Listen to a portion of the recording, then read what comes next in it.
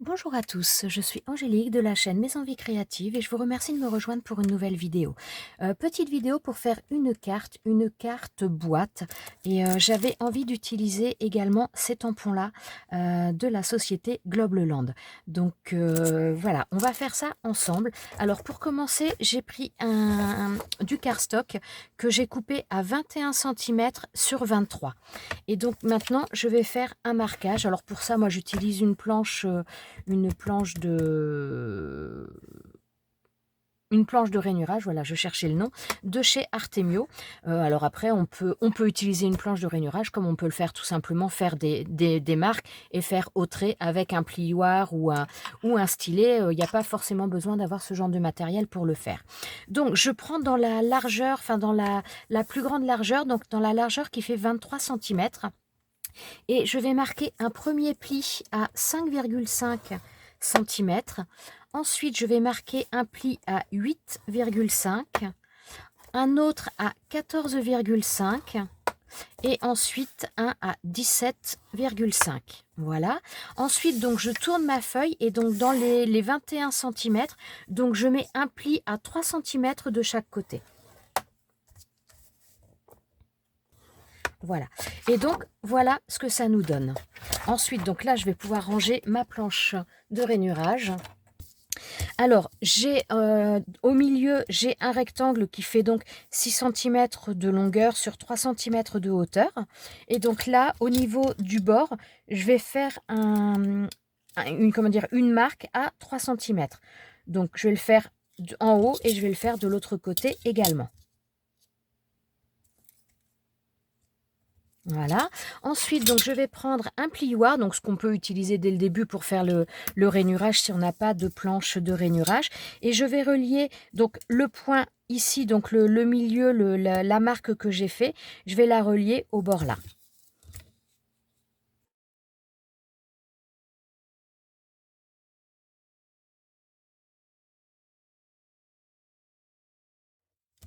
Voilà, donc là, ça nous donne ça au niveau des marques. Ouais, je pense que vous le voyez bien. Et donc, de toute façon, vous allez le voir un petit peu mieux puisque maintenant, on va marquer les plis. Alors, donc je plie le premier. Je marque bien les plis et ensuite, je viens replier pour la deuxième partie. Voilà. Je fais pareil de l'autre côté. Donc, je plie la plus grande partie vers l'extérieur. Et ensuite, donc la partie juste après qui fait 3 cm, je la plie sur l'intérieur. Voilà. Alors, là, je vais marquer également les plis de chaque côté pour les autres.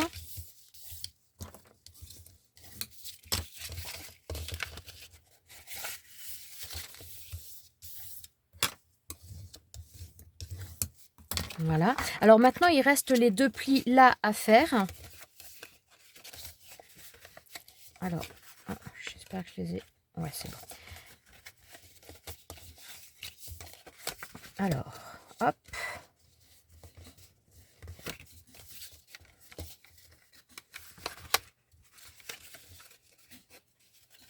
Ouais, il y en a que j'ai peut-être pas appuyé suffisamment, mais bon, ça va le faire. Voilà, donc on marque bien les plis.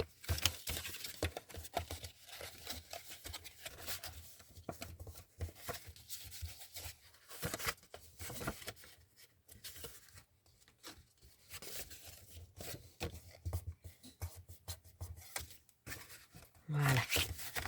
Alors maintenant, donc là, on a des rectangles au niveau de tous les coins. Donc à chaque fois, tous les rectangles, là, je vais les couper. Tout simplement, j'en ai pas besoin.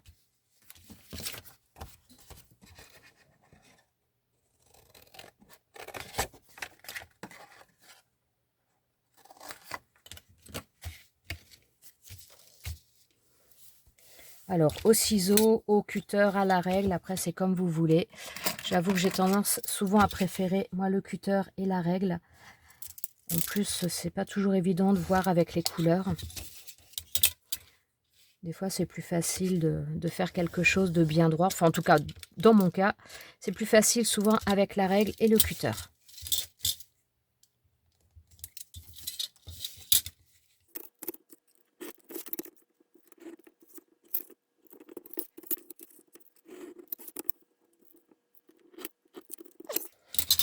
Et donc, voilà ce que ça nous donne. Donc, ça va se replier après de cette manière-là. Ouais, celui-ci, c'est celui que j'ai fait, à mon avis, au ciseau. Et il est moins droit que les autres. Voilà. Alors, maintenant, au niveau donc des 4 carrés que j'ai là, je vais venir faire une entaille ici. Je vais suivre grosso modo l'alignement de mon rectangle et je vais venir couper, mais par contre seulement sur un côté.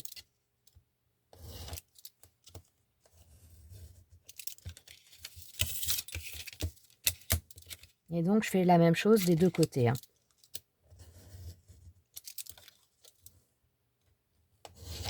Voilà. Donc, voilà ce que ça va nous donner. Voilà. Et maintenant, donc, il n'y aura plus qu'à coller. Alors ça, ces petites pattes-là, étant donné que je vais venir les coller sur mon côté là, je vais venir un tout petit peu tailler en biais sur le bord là. Hop. Sur le bord interne, je fais vraiment en biais, mais alors très très léger, il n'y a pas besoin de beaucoup, mais je vais le faire sur toutes les faces.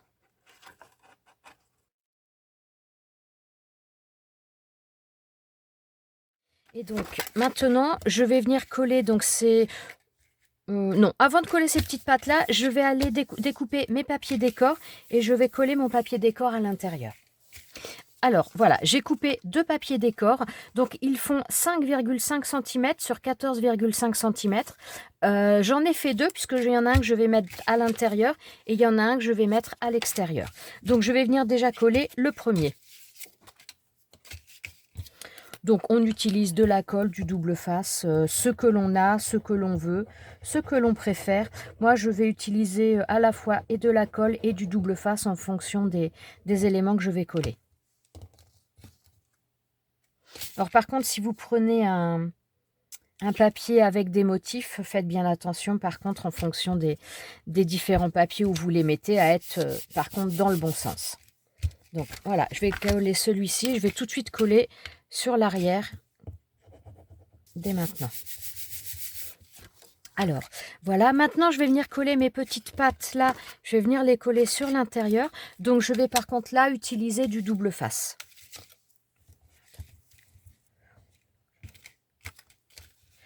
Alors, donc voilà, et donc maintenant je vais venir coller ça sur l'intérieur, hop, de cette manière-là. C'est vraiment quelque chose d'assez facile, d'assez rapide à faire, hein. On va dire que le plus long, c'est de couper les papiers et voilà.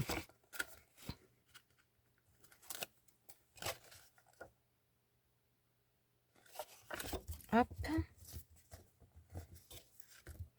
Et donc là, vous voyez, quand on va replier comme ça, on a notre fermeture qui se fait automatiquement au niveau de la boîte.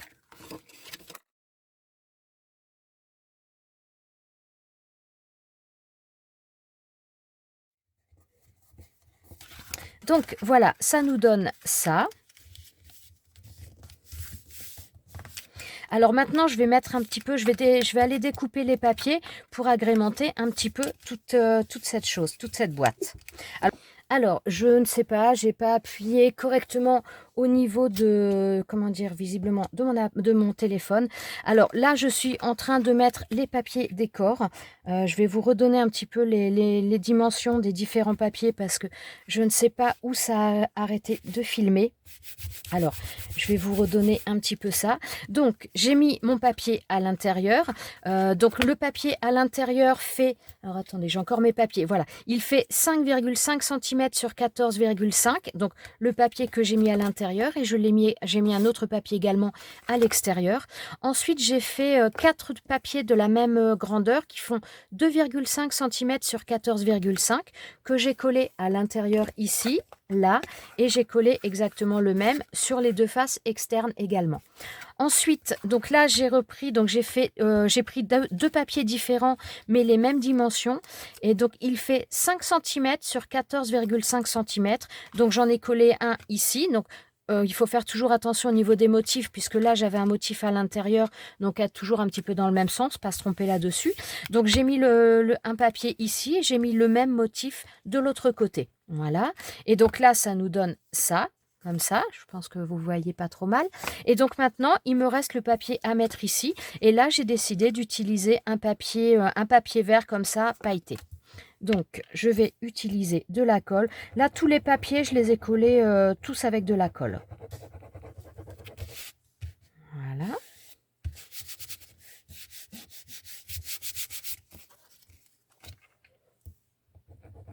L'avantage avec ce type de projet, donc forcément la feuille de base, le cardstock, là vous êtes obligé de prendre une feuille complète entre guillemets, mais après tous les autres papiers là que j'ai utilisés, moi ce sont des chutes de papier parce qu'il n'y a pas forcément besoin de très grands morceaux. Donc tous les autres papiers, j'ai utilisé mes chutes.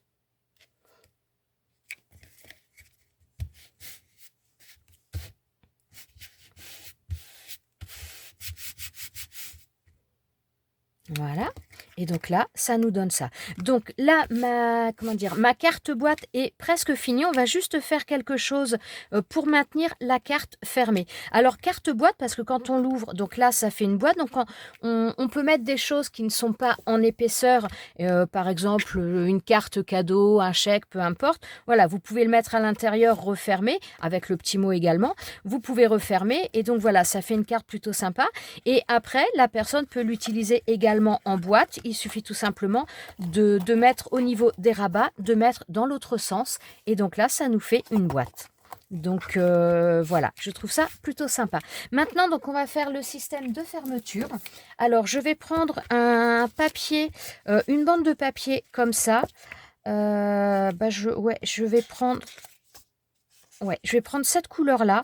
On est entre le... C'est pas vraiment du marron, puisqu'on est plutôt vers le bordeaux. Mais je trouve que ça va aller pas mal avec. Donc voilà, j'ai récupéré ma bande de papier et je l'ai coupée en deux. Donc je l'ai coupée à 2,5 cm de hauteur. Au niveau de la longueur, j'ai laissé... Elle fait 30 cm de longueur. Donc ça, je vais m'en servir tout simplement pour faire ma fermeture. Alors là, je vais pas m'embêter. Je vais déjà quand même un petit peu marquer un pli de manière à être bien quand même, voilà, de ne pas être de travers pour être bien dans l'alignement. Voilà. Et donc maintenant, pour prendre les bonnes mesures, donc je replace ça. Voilà, hop. Et je viens rabattre. Alors, je laisse quand même un tout petit peu de jeu, mais vraiment pas grand-chose, pour qu'on puisse l'enlever et le remettre quand même facilement. Hop, voilà.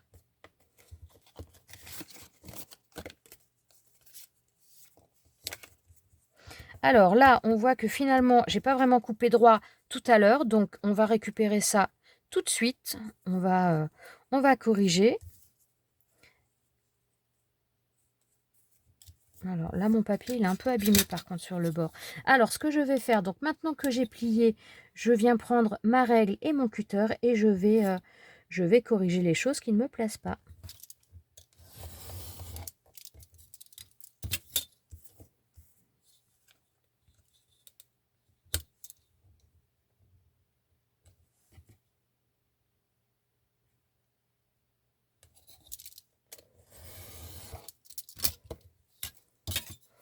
Voilà. Et là, on a un bandeau qui est bien. Donc, maintenant, ce que je vais faire, c'est que je vais mettre du double face pour venir le coller ensuite.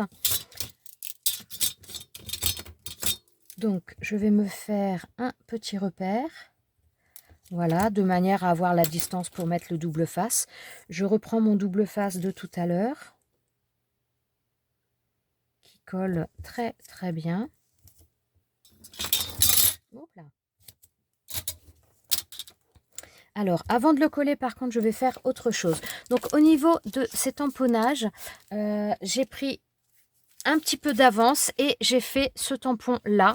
Voilà, j'ai fait le tamponnage que j'ai mis là et que j'ai mis en couleur. Alors j'ai utilisé plusieurs petites choses. J'ai utilisé des feutres à alcool, j'ai utilisé des crayons de couleur, j'ai utilisé plusieurs petits éléments et je vais donc maintenant tout simplement utiliser les ciseaux de précision et déjà détourer mon motif.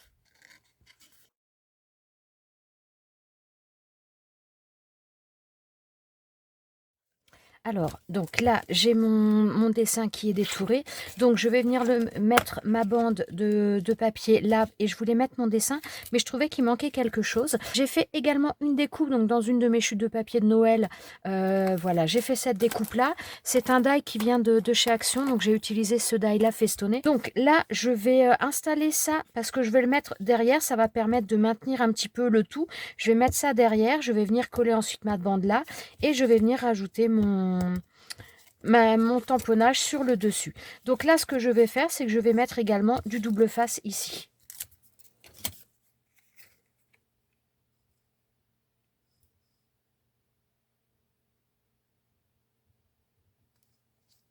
Voilà. Donc maintenant, je vais venir rajouter ma bande ici.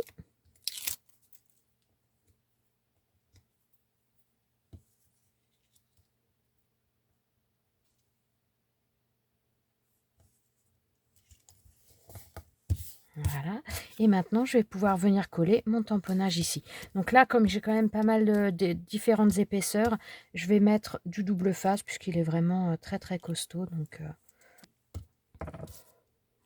il est trop mignon ce petit chien sur le tamponnage.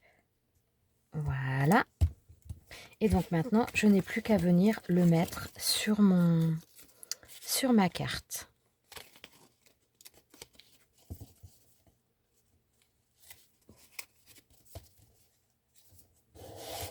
Et voilà, ça nous donne ça. Donc une petite carte boîte. J'espère que vous voyez bien qu'il n'y a pas trop de reflets parce que j'ai choisi là un papier un petit peu brillant.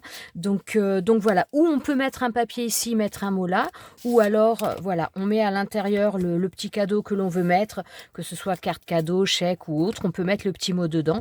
Et comme je vous disais après, on peut s'en servir également en boîte une fois que voilà, une fois que la personne là, elle l'a rempli, elle peut mettre en boîte. Bon, forcément, on peut plus se servir de celui-ci, mais voilà, on a plusieurs manières d'utiliser ça. Dans le même modèle, donc j'en ai fait, dans le même principe, j'en ai fait un autre. Franchement, ces tampons-là, je les trouve vraiment très très mignons. Ils sont super sympas. Donc là, celui que je viens de faire avec vous, j'ai utilisé ce tampon-là. Et j'ai également utilisé celui-ci pour en faire une autre. Donc exactement sur le même modèle, les mêmes dimensions, mais dans un style différent. Donc voilà, là j'ai utilisé celui-ci. La mise en couleur au niveau des tampons a toujours été faite un peu pareil. Des feutres à alcool et un mélange de crayons de couleur. Et donc voilà, pour celle-ci, là, on est plus dans les teintes de rouge. Deux cartes boîtes qui sont donc sur la même base, mais qui sont également totalement différentes l'une de l'autre. Ces tampons, je les trouve vraiment très très mignons. Donc que ce soit pour faire sur une création comme ça, que ce soit pour faire même au départ, je pensais en coller un d'un côté pour faire le système de fermeture, mais il aurait fallu que je mette des aimants et là j'ai pas voulu les mettre là-dessus. Mais même pour faire une fermeture de page, une page pop-up ou autre, en mettant des aimants, ça peut vraiment donner un petit cachet très très sympa. Pourquoi pas également les utiliser en étiquette à coller sur un cadeau ou en les perforant pour faire façon tag. Franchement, je les trouve très très sympas, très originaux. Je les trouve vraiment très très mignons. Voilà, en tout cas, j'espère que ces deux petites créations vous ont plu. Je vous remercie d'être resté avec moi jusqu'à la fin et je vous dis à très bientôt pour une prochaine vidéo. Ciao, ciao!